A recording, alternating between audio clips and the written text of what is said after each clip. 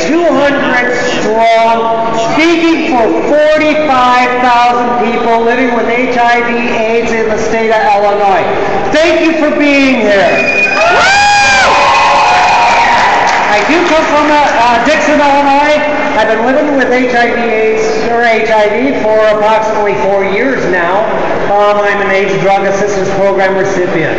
I want to thank all of our representatives, the AIDS Foundation of Chicago, for tirelessly fighting many years to make sure I had my care taken care of. That's why I'm here fighting for HIV/AIDS funding, because we need to continue that fight. Now I want to tell you a personal story.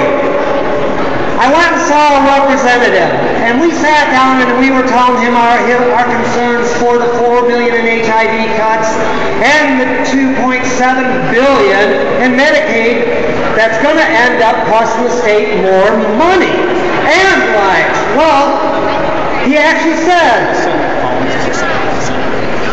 we know these funding cuts, people will die, quote unquote. Am I willing to accept that? No, I'm not willing to accept that.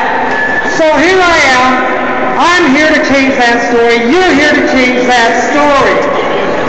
We need to continue that fight. We need to call our representatives. We need to continue pounding the streets, call their phones, visit their offices.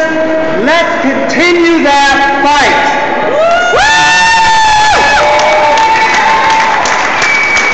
No cuts saves lives. And I want to hear you guys say it. Follow me.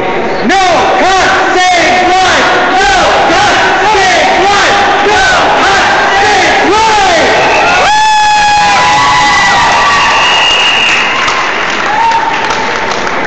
Last, what I want to say to you, and it's a very famous speech, it's very quick, it's just as true today as the day it was given. 7 years ago, our fathers brought forth this continent, a new nation, conceived in liberty and dedicated to the proportion that all men are created equal. Now we are encouraged in a great civil war, testing whether that nation or any nation so conceived and so dedicated can long endure. We are met on a great battlefield of that war.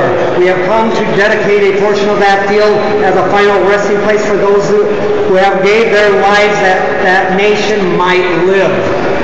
It is altogether fitting and proper that we shall do this.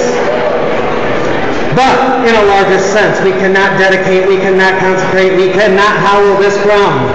The brave men living and dead who struggled here have consecrated it, and far above our power to add or detract.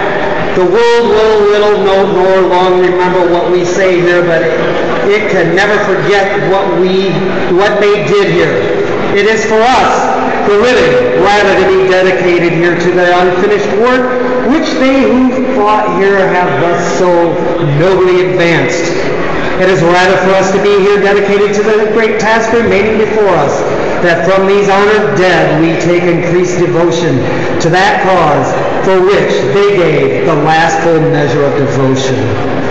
That we here highly resolve that these dead shall not have died in vain.